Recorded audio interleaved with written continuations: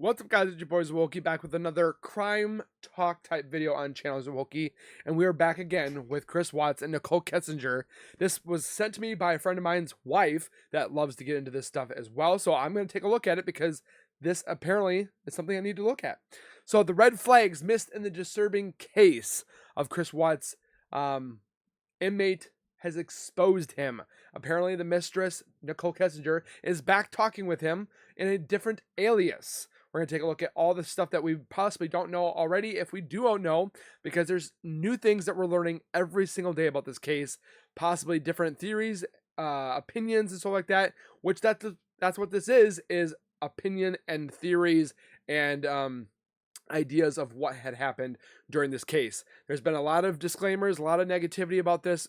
Or it shouldn't say negativity or disclaimers, but my disclaimer is this is for educational purposes. This is only to educate ourselves more into this case and hopefully see some type of different outcome than seeing Chris Watts behind bars, when we hopefully will one day see Nicole Kessinger being in the same boat as Chris Watts. I wouldn't say necessarily a complete life sentence, but she was involved in some shape or form. I wouldn't say a life sentence, but she needs to be put away for quite a while because of the things that she's done. But before we go any further, which I could ask for your favor, and you guys have been doing an awesome job already, and we almost are about to hit 23,000 subscribers. It's all because you guys. Make sure you guys are subscribed by hitting that white icon down at the bottom right. Hit the bell icon next to it when I do post videos like this one. You'll get that little ring notification that I've posted that video, and then you guys can watch, comment, like, and share. And again, thank you so very much. The turnout yesterday for the live stream about Crime Talk with Zwolky was fantastic. You guys, we talked a lot about things that went on about this case, things that had red flags, and just overall, it was a great time. And we also talked a lot about this case, which we'll be doing going forward on different Sundays and stuff like that. So come on over to the streams on Sundays at 7 p.m. Central. We'll do scary stuff, crime talk. We'll be doing conspiracy theories as well here soon about lunar landings, the Earth being flat, and more and so forth like that. So with that being said, let's get into this video from a YouTube channel called Spill. I've never seen this YouTube channel. They just posted this like a day ago. So I want to take a look at this. It's obviously something that's probably updated for information. So we're going to take a look at it. So let's take a look. August 13th, 2018, a day that would shatter the facade of a seemingly perfect family. To the world, Chris Watts appeared to be a loving father and devoted husband.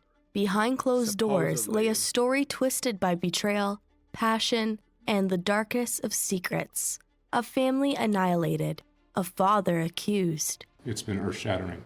Words that come to mind when I hear the evidence in this case are a senseless crime. Yet, as the layers are peeled back, another figure emerges from the shadows, Nicole a mistress. Kessinger. Is it possible that the woman investigators never saw as a suspect And Nicole, can you just introduce yourself for the recording? Nicole Kessinger. is the missing piece of the puzzle? Lying to everybody, and all of you fools. This case is a chilling one that haunts the public to this day. I cannot get over it. I can't need either. to understand it. Let's unravel the case of Chris Watts, a tale where darkness can lurk behind the most unsuspecting of doors. I can't get over it. There's so many things that are unanswered. In the brief yet persistent glimpses Shanann provided into her life via Facebook, it appeared she had it all. 2 adorable daughters, ages 4 and 3, who will be referred to by their initials B and C. So I'm here with my little munchkins. Hi. You gotta say hi. Hi. I want to say with her. Don't take her away. I'm not taking her away. Can they have kisses? Yeah? I need kisses. A big, beautiful home in Frederick, Colorado, and a husband who was not only a present father, Say hi, Sue. My daddy. He had the perfect life, and he took it all away. Hero. He helps me grow up strong. My turn. Is Daddy doing your hair? Trying to. Yay. but a man Shanann described as her rock. Well, one thing led to another, and he's the best thing that has ever happened to me. Introduced through Facebook in 2009 and married by 2012, the relationship between Chris and Shanann Watts stood as a testament to the possibility of finding true connection in the digital age. As Shanann's brother, Frankie Rusick's presumed at their wedding. She's been looking her whole life for a good guy. I couldn't ask for a better one. And if the Watts family really was living their happily ever after, it seemed they were about to receive another bundle of joy. Nico. Yep, by May 2018, Shanann was expecting, and according to Chris's live reaction to that news, the husband seemed up for the challenge of baby number 3. Mixed feelings. I like that shirt. Really? Really? The pink is gonna be girls. I don't know. Just a test. That's awesome.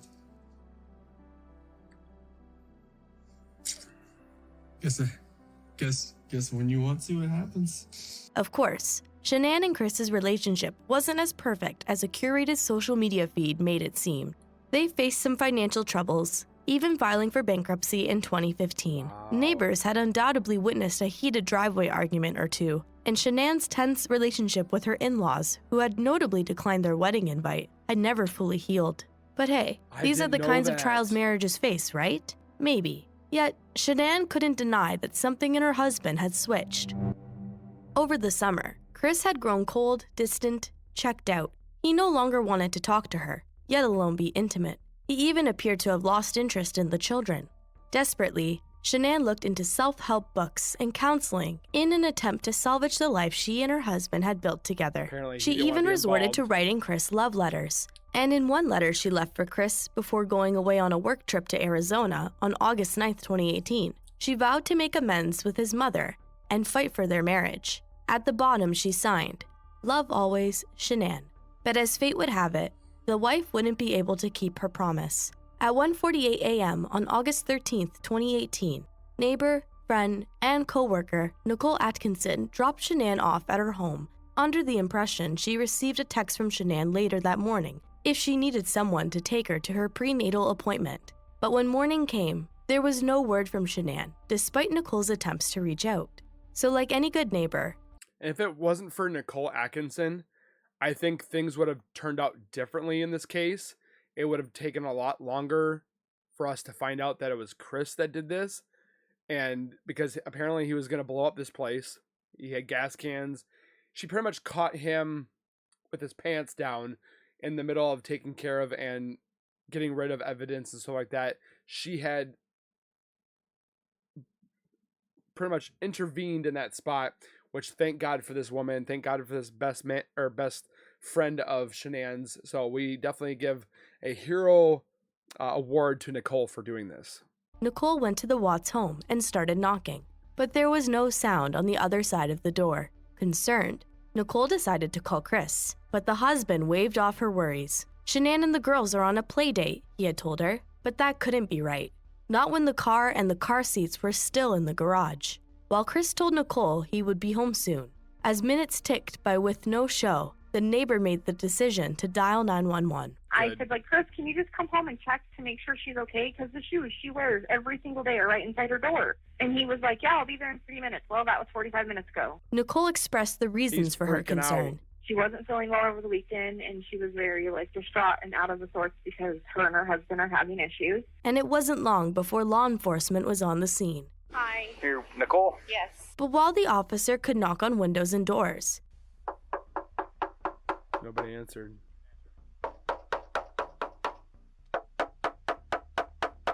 and get intel from those who knew Shanann, He called me. Shannon was at her girlfriend's house. Do we know who that is? Do we know who? Or a phone number? He didn't say. he couldn't enter the locked premises until Chris arrived. Matt, if I come in, Chris? Once inside, their search He from went empty room to empty downstairs. room drew one conclusion. Shanann and the girls were gone. He went downstairs, which is the theory is he was going down there to check and make sure things were cleaned up, taken care of, exposed of, because the dogs that went downstairs later on in the next couple days had hit on a whole bunch of different things that were showing the dogs awareness, and it wasn't really shown even more about that, so forth like that. So, which is kind of very interesting. But where? Well, as Chris took inventory of what was missing from the home and what was left behind, including their youngest daughter's EpiPen, Shanann's purse, and which is a must. Does she work?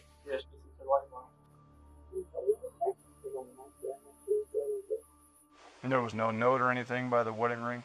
it seemed the clues were just as mystifying as the circumstances. He took it off. You know where Paso?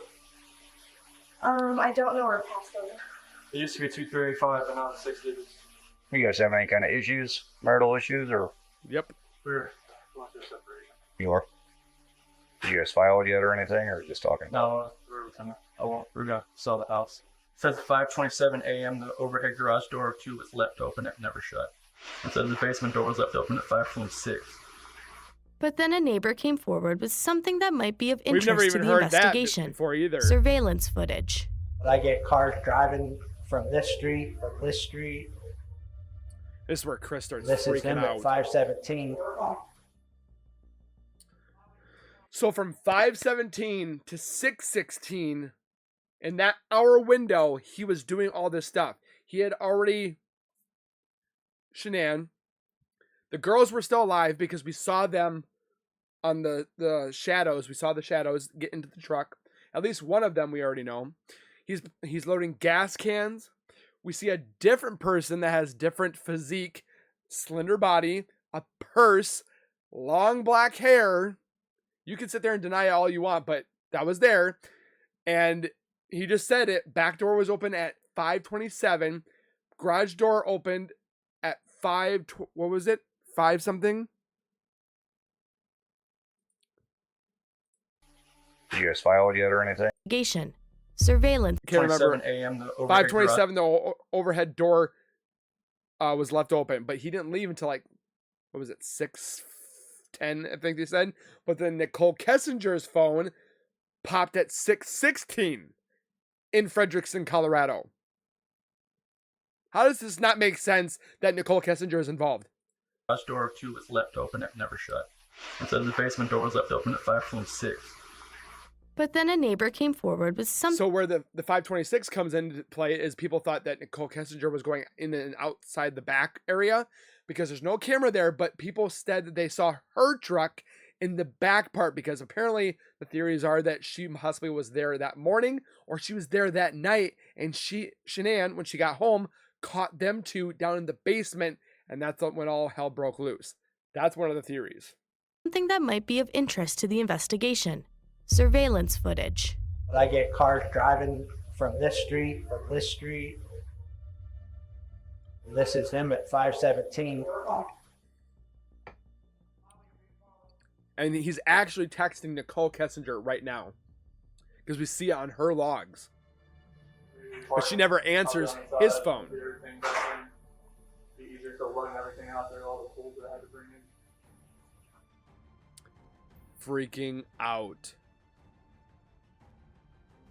Yet the only person caught on camera that morning was Chris, backing his truck And out, somebody else. then loading it before leaving at 5:26 a.m. And if this footage wasn't already suspicious, the husband's reaction sure was. I'm gonna get his info real quick. Just think if we didn't have that tree there. No.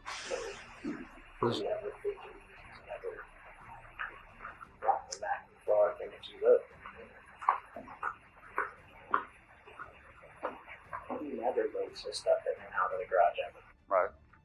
And the husband's public plea for the safe return of his family on Which he Denver 7 the laughs. next day was just as unsettling. He doesn't refer to his family in any kind of intimate way. He doesn't use their names. It's called distancing. I hope that she's somewhere safe right now and with the kids. But if somebody has her and they're not safe, like, I want them back now. No, you don't. I need to see everybody. I need to see everybody again. This house is not complete without anybody here. Then I also want you to look at his physical distancing. He's in closed body position and he's rocking back and forth in a self-soothing sort of way. I just want them back. And then he's laughing. I just want them to come back. And it wasn't just the public that was unnerved by Chris. The husband's odd behavior had also caught the attention of investigators. I just don't believe some of the things you're telling me. Simply do not believe you.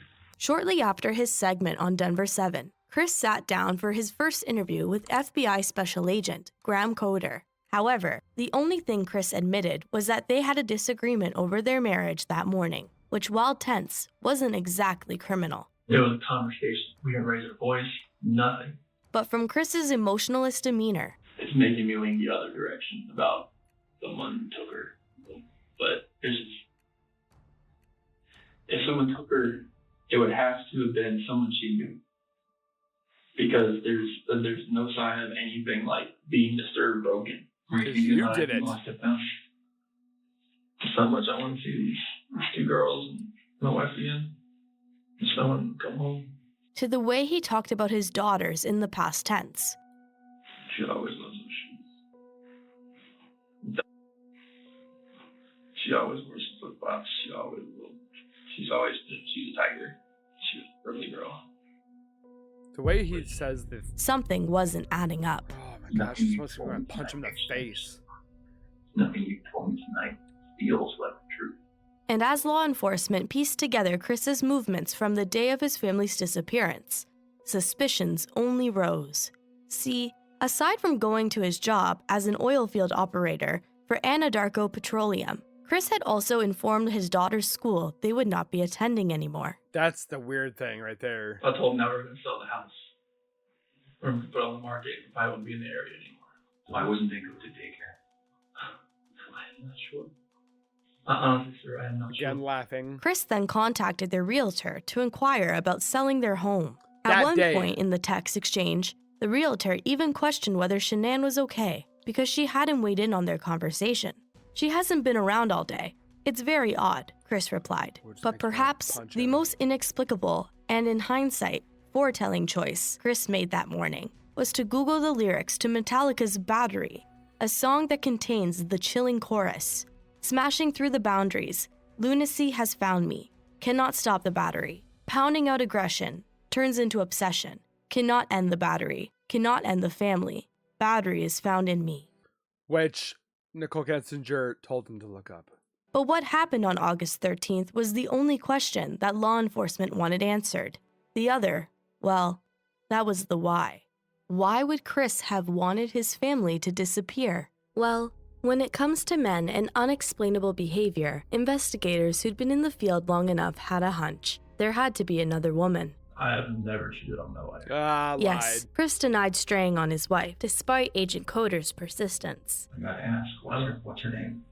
I don't have another one. You sure? But the father's poker face was no match for his phone and computer records. It quickly became apparent that Chris was romantically entangled with a coworker, a woman who contacted the police the very next day. So on August 15th, 2018, as Chris took part in his scheduled polygraph tests conducted by Colorado Bureau of Investigation agent Tammy Lee. Which, I know I keep pausing. You guys don't want me talking during this stuff, so that's why I'm pausing. But why was Nicole Kessinger not hooked up to a lie detector test? Why didn't they ask Chris questions about Nicole Kessinger? Why is all these questions and red flags are up here? Lee. I mean, I hope that, if you did have something to do with their disappearance, it would be really stupid for you to come in. Why wasn't she the one that and then entered his Nicole? Second interrogation? Law enforcement was also speaking to Chris's mistress, a woman by the name of Nicole Kessinger. He has no idea. Nobody. I think he's a really good guy. And, I'm worried about his wife. She's Nicole worried. told the investigators she met Chris in early June at the office as she had been contracted by Anadarko Petroleum to work in their environmental department. And he informed me that he did have 2 daughters. He also told me that he was currently in the process of a separation from his wife. Despite this obstacle, their relationship progressed, and the Chris she had come to know during this time wouldn't have done anything to hurt his family. But then again, did she really know Chris at all? After all, the fact that his wife had been 15 weeks pregnant was news to Nicole. Was a man capable of hiding this information, capable of something even more deadly? It's really concerning me that this woman and her children cannot cannot be located. It's not okay. It scares me. Like, I'll believe for all of that. Well, the results of Chris's polygraph had done nothing to clear his name. While Chris had responded no to the test's 3 questions that included whether he had caused Shanann's disappearance, whether he was lying about when he last saw her, and whether he knew where his wife was, it looked like he should have answered in the affirmative. Chris had failed, and as the truth started spilling out, We just can't figure out why there's 2 Chris's. So we need to talk about that, okay? I cheated on her. I know. all it took was a little coaxing. I didn't lie to you on that polygraph, I promise. Chris, I never spelled. And a scapegoat presented on a silver platter. These guys were Shanann awesome. do something to them, and then you feel like you had to do something to Shanann.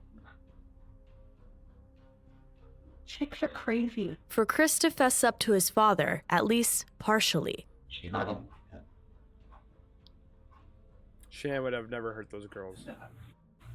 As for where his family was, that would be the work site he visited the morning of their disappearance, Survey 319. At this point, law enforcement already descended upon the site after using the GPS data from Chris's truck to see where he traveled on August 13th. From here, it didn't take long for a drone to discover a crimson-stained bedsheet. But where were Shanann and the girls? That's for Shanann. Okay, and where are the girls at? That evening, officers recovered the remains of Shanann from a shallow grave. The next morning, the 2 girls were retrieved from the oil tanks with an opening just over 8 inches. Chris was arrested that night on suspicion of 3 first-degree murder charges and 3 charges of tampering with a deceased human body. But now that law enforcement officially had their guy, was it possible they ruled out a potential accomplice too quickly? Exactly. I don't think this girl did anything to hurt anybody. Bull crap. Leave her out of it. Okay, get back to your wife and your daughters. The day following Chris's confession, Nicole was interviewed by CBI agent Kevin Kobach, this time with her father in attendance. Why? While the mistress could provide them with a cute anecdote on how Chris had revealed he was a father. And then one day he told me that he had 2 kids. I was like, that's pretty cool. And started telling me about his kids. That sounded like a sarcastic comment. No, I thought it was kind of cute. I was like, oh, he's a dad. Nicole wasn't so candid when it came to handing over her phone. I really want to help you guys. I do. I feel like this whole thing is just going to be crazy regardless of whether I give you my phone or not. Besides, she deleted Chris's contact along with some information that was pretty paramount to the investigation, their texts. I was just kind of grossed out by him, to be honest with you. I was just like, I don't know what's going on right now. Lies. But you just lied to me, and I don't want to see this come over my phone anymore. So I removed it. As for Nicole's recollection, well, it was faulty. For example, she couldn't remember much when it came to her 111-minute phone call with Chris on the night Shanann returned home. I still don't remember what we talked about. Honestly, we talked about so much random stuff. I can tell you from all the girls that I talked to back in high school, college, before the military, during the military, after the military, that I can recall to this day quite a bit, like 85% of my phone calls that I had with these women. And you can't tell me the 111-minute phone call that she had with this man that she was passionately loving, which she said in video, which she also Googled Shanann beforehand and knew that they were expecting a baby. Didn't say anything on there about separation of divorce. She mentioned a whole bunch of different things when it came to, or Shanann was stating that she loved her husband. He's the rock. He's everything. She got pissed. She wanted Shanann's life. She wanted what Shanann had. And the way to get that taken care of was Chris, and possibly her, had to remove the problem that she thought from the equation. So she probably mentioned to Chris, if you don't get rid of the problem, we can't be together. What does that entail? You can't tell me in those text messages or that phone call that she didn't state something to that effect. Just my theory, my opinion.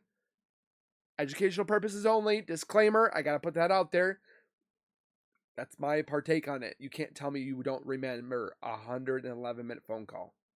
Like, it's so hard to pinpoint some of these things. As for their FaceTime the following morning, Nicole had trouble recalling that as well, although she did notice something strange. There were no sheets on Chris's bed, and it was hard to forget the lies he had fed her about his wife's disappearance. He said, she told me that she's pregnant, and she told me that the kid is not mine. I legitimately thought this woman left the premises with her kids and just wanted nothing to do with him. I've for like never 24 heard of hours. that. Nicole remembered that he had also brought up Shanann's wedding ring that he'd found when searching the house, but She said clearly pawn it. not for sentimental reasons. He said, how much do you think it's worth? And I was like, remember hearing him say that and being like, what the? And she goes, And why I not remember pawn thinking it? to myself, like, I don't even know how to respond to this. So how did Nicole respond? I was like, I don't know, pawn it, man. But was the mistress as tortured by her involvement with Chris as she seemed? You know, they're going to say, oh, you know, you're the woman that had an affair with this man who took out his whole family. And I take a step back and it's just like, Yep, it's your fault. I didn't know. He's so disgusting. I'm so ashamed of him and everything. She didn't know, but yet she Googled Shanann, Chris, a year before. She Googled having an affair with a married man. What happens to a mistress that's the man says he's leaving his wife? Googling wedding dresses for 2 hours. And you didn't know is what she does? And there's still people saying that she has no involvement, physical or no physical. She was involved, okay? Deleting messages, lying to the police officers, deleting emails, pictures. Come on, man. And I just... Oh, those little girls. You didn't care. They're so little. She's probably the one that did that. Why? Because of you. Why? How? I don't even understand how you could, like, bring yourself to do that. You. Somebody was, like, that big. Well, as Agent Kobach put it, Phone records don't lie. People do. and it seemed that Nicole's records told an entirely different story. For Exactly. example, the mistress continually claimed she didn't know Shanann was pregnant, or even her name at the beginning of their relationship. Did he mention the children's name or his significant other's name? I didn't know his significant other's name for a while. Yet, according to the Weld County District Attorney's Office's documents on the case, Nicole's phone contained hours worth of searches from Shanann's name that date back to September 2017, almost a year before her life was taken. And while the Frederick Police Department initially claimed the 2017 date was a typo, Weld County District Attorney Michael Rourke later acknowledged that this was the date her phone data reflected. And if Nicole did have the habit of looking into Shanann's socials, well, how hidden could the pregnancy have been from the mistress? Similarly, Shanann's social media made no suggestions that she and Chris were separating, and despite Nicole's insistence that she believed the couple was on the precipice of divorce, her activity on July 24, 2018 suggested this wasn't so certain when she typed into the search, "Man I'm having an affair with says he will leave his wife." And then there was Nicole's claim that she wasn't as invested in the relationship as Chris. He was a lot more into me than I was into him. Have you seen Was those it possible videos? the office place romance of emails turned into text, turned into handwritten letters of undying love and scandalous photos hidden in a fake calculator? And a nasty voicemail of her, "I miss your face." And you didn't had know? been one-sided? You're so damn sexy. Nicole's blasé statements about the relationship didn't sound like the same woman who had left giddy voicemails for Chris. Hi. It's me. I miss your face. I was just calling to say hi. Nor did they sound like the same woman who had sent personalized video messages. Thank you so much for coming out here with me, Christopher. I'm having a wonderful time. But yet he was more into her. You mean a lot to me, and I'm glad that you're having a blast. I am so out of breath. And in mid-July, she asked Chris to make a choice between her and his wife. Still, Nicole claimed she encouraged Chris to make amends with his wife on their trip to North Carolina. Which no mistress says ever. Shanann and the children had left for North Carolina on June 27, 2018, for a 5-week vacation where they planned to spend time with both Shanann and Chris's families. On July 10th, Shanann asked Chris if he was okay because it seemed like he didn't want to talk to her. Chris blamed his attitude on work. "I didn't mean to seem short, boo. I love you to the moon and back," he wrote. But Shanann didn't accept the excuse, claiming she continued to put work and exercise over her. "I wish my husband wanted to talk to me," she replied. On July 31st, Chris joined the family in North Carolina. And people thought that woman that's on right here is Nicole. I don't know about that part, but... However, the happy reunion was short-lived as on August 4th, an argument occurred after Chris's mother served food with peanuts, despite Shanann reminding her mother-in-law that their daughter C had a severe tree nut allergy. "These kids are my world, and I have to protect them from the evil of the world. I shouldn't have to protect them from an evil family," she texted Chris. "She's evil and willing to risk your daughter's life just to get under my skin." And tensions only rose after the grandparents skipped C's birthday later that day. Meanwhile, back in Colorado, Nicole was using her break from Chris to online shop for wedding dresses, a quest that appeared significant, as by August 8th, she was searching, "Marrying Your Mistress." But was Shanann as clueless to the affair as she seemed? I think well, she did the wife know. could certainly sense something had changed in her husband. Chris told me last night he's scared to death about this third baby, and he's happy with just our daughters and doesn't want another baby, she confided in a friend over text on August 7th. And while Shanann's friend attempted to console her, something wasn't sitting right. "He has changed. I don't know who he is," she wrote. A couple days later, she told a friend Chris had checked out of the relationship, despite them being what she thought was in love when she left. "He said he had a lot of time to think," she wrote. They said they'd agreed together to try to have another kid, but now she didn't even feel comfortable having a gender reveal after he wouldn't even grab her hand when she reached for him at their ultrasound appointment. It was a boy, their first. His name was going to be Nico. News Shanann thought would lift Chris's spirits. I know. Boy. Chris wants a boy. I hope it's a boy for him. It'll make him happy. "Only thing I can think of, even though I don't think he has it in him, is another girl," Shanann texted her friend. However, Chris denied any affair, and by the time of Shanann's trip to Arizona, for the first time that month, it seemed she had hope for their marriage. "Tonight has been the best talk yet," she texted a friend on August 9th, 4 days before her husband took her life. But then, Shanann's suspicions grew on August 11th when she noticed charges on their account at the Lazy Dog Sports Bar and Grill in Erie, Colorado, that amounted to over $60. Chris hadn't dined alone. But in the early morning hours, when Shanann's life was taken, where was Nicole? Agent Kobach warned the mistress that with her data, they would also be extracting GPS information. "We want to know where you were that day, too. You're dating a man who did some egregious stuff, and we want to show that you were never near him that day." And lo and behold, that morning, Nicole's phone appeared to ping in the same town where the Watts lived, Frederick, Colorado. And yet she was not interrogated because Chris apparently was like, "Okay, I did it. Case closed. They're done. No more investigation. Bukkake." Okay? They should have continued looking for the accessory or a person in crime, and she is it. Over 20 minutes away from Nicole's home. This had led some to theorize that the unfamiliar truck neighbors saw outside of the Watts' home belonged to Nicole. In Nicole's third interview, Agent Kobach also asked her about the strange text she had sent Chris that day, a request for him to prove he was at the oil site by sending photos. The thing we talked about was him proving that he went to the oil field. That he went to work. The day after Shanann and her children's disappearance, Nicole spent almost 4 hours searching the web for any news reports on the case.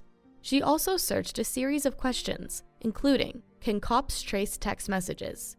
How long do phone companies keep text messages? And difference between text message content and text message detail. She then deleted her search history. According to Nicole, the current media circus surrounding her because of her relationship with Chris was the last thing she wanted. The media came to my house, left a letter, handwritten and chicken scratch. Like, "Oh, I went to today's show, you should call me." It's like, why would I do that? But again, Nicole's search history told a different story. On August 19th, she had looked up Amber Frey, the mistress of Scott Peterson in the eerie similar case, who was convicted of taking the life of his pregnant wife. According to the police report, Nicole's searches included Frey's book deal, her net worth, and did people hate Amber Frey? Yep. And it seemed Nicole got her answer to the latter, as after receiving numerous threats, she removed herself from public life, and by 2020 applied for a name change. Her current whereabouts are unknown. As for Chris Watts, well, we know exactly where he is. On November 6, 2018, Chris accepted a plea deal, avoiding the death penalty, and in turn ending further investigation into the case. He pleaded guilty to the 9 counts against him, which included 5 counts of first-degree homicide, with 2 extra added on, since the children were under 12, 3 counts of tampering with remains, and 1 count of unlawful termination of a pregnancy. During his November 19th sentencing, in an uncharacteristic moment from the news... So not to pause it again, but they're doing a sentence. It never went to trial, apparently. He claimed he was guilty. He took the plea deal. They sentenced him. That was it. No trial. No investigation further. What the actual F are they doing? Notoriously emotionless husband. He cried as his mother spoke in court. This is something we will never get over. We will always mourn the loss of our family. I am still struggling to understand how and why this tragedy occurred. But clearly, it was too late for tears. As Chris sat with his foot shaking on the ground, the judge sentenced him to 3 consecutive life terms with no chance at parole. This is perhaps the most inhumane and vicious crime that I have handled out of the thousands of cases that I have seen. And nothing less than a maximum sentence would be appropriate. And anything less than the maximum sentence would depreciate the seriousness of this offense. A fitting punishment for the crime, as Chris himself said during his first interview with police. When we find the guy who took him, what do you think we should do? Life in prison? It wasn't until February 2019 that Chris Watts gave his full confession to law enforcement from behind the bars of a maximum security prison. He admitted he had taken Shanann's life after an argument over their marriage. He said afterwards their eldest daughter B walked in, blanket in tow, and asked what was wrong with her mom. He then wrapped Shanann in a sheet and placed her under the floorboard of his truck and sat his daughters in the vehicle. When he arrived at the oil field, he first took C's life in the backseat of the truck and disposed of her body in the oil tank. He then approached B, who had the same hair and eyes as her father. She said, what happened to C? She then asked her father, "Is the same thing going to happen to me as my sister?" She said, no, Daddy. That's the last thing she said. The horrible truth of what happened the morning of August 13th was finally out, and for some, it was more than they could stomach. Shortly after receiving Chris's full confession, lead detective Dave Baumhover was diagnosed with PTSD. He couldn't live the same life anymore, not when something as simple as the sight of 2 little girls forced him to leave a restaurant. He couldn't work anymore either, and decided to leave his job. And he wasn't alone. After the case, Agent Tammy Lee broke down at the hair salon. Oil tanks became a reoccurring theme in attorney Michael Rourke's nightmares, and images of the recovered remains lived on in members of the Colorado Bureau of Investigation's minds, like they were drawn on with Sharpie. And of course, there was Shanann's family, that even as they grappled to understand what their son-in-law had done. I think the hardest part knowing our granddaughter watched her sister and then begged for her life. Yeah, I don't know how much worse than you can hear. In their grief, they were still able to empathize with the toll the case had taken on law enforcement. Everybody needed so much therapy after that. Our hearts just go out to all of them that worked so damn hard on this case. But if there was one person on Chris's side, it was his family, especially his mother. In an interview with 9 News in November 2018, Cindy Watts instead took aim at her son's first victim, his wife. It was always a little strange that she always said a lot of things about Chris in front of me that I didn't like. Like, this isn't the kind of person I would date. He doesn't know how to do this, or he doesn't know how to do that. He looks like a skater boy. In fact, when Chris started talking about divorce, Cindy was thrilled. I finally thought, he's finally seen the light. But even before Chris's full confession, the mother had doubts when it came to vouching for her son's innocence. Have you reconciled the idea that he could have done all of this? Yes. And that scares me to death. I don't see why he's pleading guilty. I wouldn't. I'd fight. I'd fight to the end. But then you ask yourself, would a normal person dispose of the bodies the way you did? Despite the distress Chris's conviction caused his family, the inmate has proved a life sentence isn't exactly life-ending. See, after his guilty verdict, Chris won himself some admirers. I visit him about every 2 to 3 weeks. And while the fuss over the convict eventually plateaued, more admirers emerged after Netflix's documentary, American Murder: The Family Next Door, was released in September 2020. Chris received an influx of fan mail, mainly from women, according to People magazine. But it was a pen pal from early on in his sentence that ended up providing further insight into the case. In Letters to Christopher, first-time author Cheryl Lynn Cattle published her correspondence with the inmate. In these letters, he claimed he attempted to take his children's lives before he had his fight with Shanann, but realized he had been unsuccessful after they woke up. He also confessed to slipping his wife oxycodone in the weeks before taking her life, in an attempt to induce a miscarriage, after Nicole told him she wanted to give him his first son.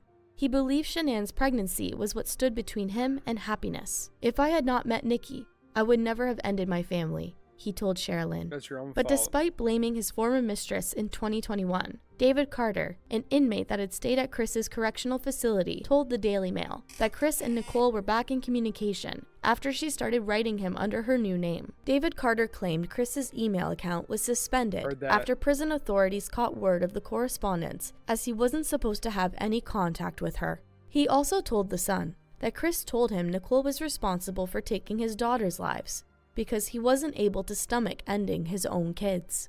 Yet from unvetted sources to Chris's ever-changing version of events, the truth of what happened on August 13th still remains a mystery. The case of Chris Watts has maintained public interest for various reasons, including the looming questions concerning his motivation. Mr. Watts, why did you kill your wife and 2 children?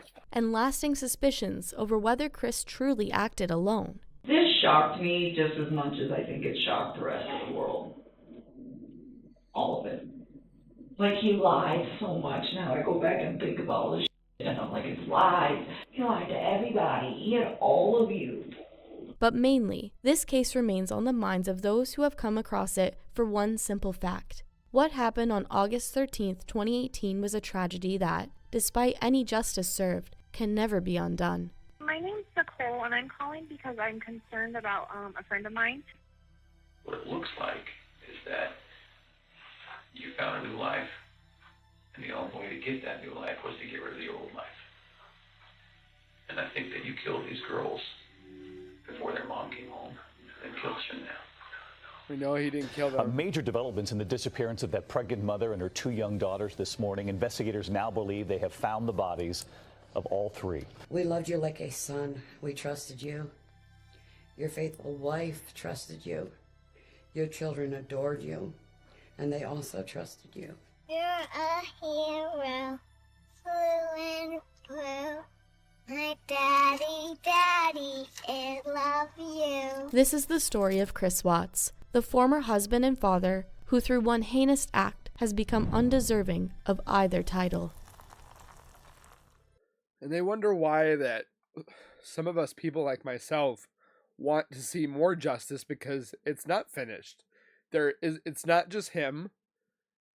Nicole's getting away with it, and people are just like, oh, just let it be. Just leave him alone. Just leave her alone. How can you just let him go? 3 innocent lives were ended because he wanted to get his jollies off with a new girl because he couldn't be a man, divorce her like he was supposed to, didn't want to pay child support. I read in another one, he didn't want to pay child support, so he did this instead. Beautiful girls that loved him, that adored him, that thought he was the hero, but yet became the villain and monster. A beautiful wife that he could have taken care of and been there for her, but instead he wanted to get his jollies off with a new girl because she giggles weird. I don't know. And people sit there and tell me that I need to get over this case, when it's like, it's not that I don't even know how to say it. It's not that I'm obsessed with it. I keep validating my way of watching this and trying to figure this out to people that tell me to get over it and stuff like that, but it's not finished. There's so many questions that are unanswered, and it's like we need to be confirmed about this. We need to know what if. I think this man just keeps lying, or he just keeps thinking of different ways in his jail cell. There's people that visit him. Team Chris. Chris is innocent. Chris is not innocent. Nicole is not innocent.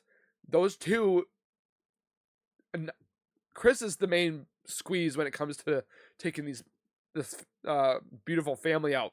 But Nicole Kessinger was involved, if it was physical or not. I mean, why would he say that Nicole did it out of nowhere? Did he get pissed off because he couldn't talk to her anymore? Apparently she was talking. They stopped that email because they found out it was her. I didn't realize the whole thing that people want me to watch the video where Chris's mom defends him still. And it's like, how can you defend your son when he was the one that murdered them? Okay, I understand that you might not get along with your in-laws. You might not get along with, I mean, I don't get along with my mother-in-law. It's just a thing that happens because sometimes people just can't get along. And for her to sit there and say nasty things about Shanann's the one that lost her life because of your son's stupidity, his thinking with the wrong head. And it just frustrates me. It gets me so upset that these girls could be still living today. Shanann could still be living today. All because he wanted to get his jollies off. So, man, I keep trying not to cry on these videos, but it's like, well, look at my kids and seeing how beautiful and innocent they are. I could never take them away. Or even my fiance or my wife. She's pretty much my wife. I've been with her for 10 years. I could never take her away. Now, if you mess with my kids, you'd be definitely in trouble, but comment your guys' thoughts down below. How many red flags do you see more and more each day? This case is just getting to the best of me nowadays, and I'm literally been reading the 1,000 pages of this transcript. I found the transcript, and there's 1,000 pages. I'm literally like on number 200 right now. But you can read them and access them and look at them, and a lot of it does not make sense at all. So, comment your guys' thoughts down below. Please be positive amongst each other. No hate, please. Hopefully one day we'll actually get word that they're opening the case. They're looking into it. They're questioning Chris again. They finally found Nicole, and they're asking her. And I mean, look at 30 years later, they finally found Tupac's killer. I mean, just because the case is closed doesn't mean it can't be reopened. So, fingers crossed. Hopefully one day we'll see something happen. But again, comment your thoughts. Don't forget to subscribe for more content when it comes to crime talk with Zawoki, and we'll see you guys in the next one. So keep it real, keep it safe, and as always, keep nerding on, and we'll see you guys next time. Peace.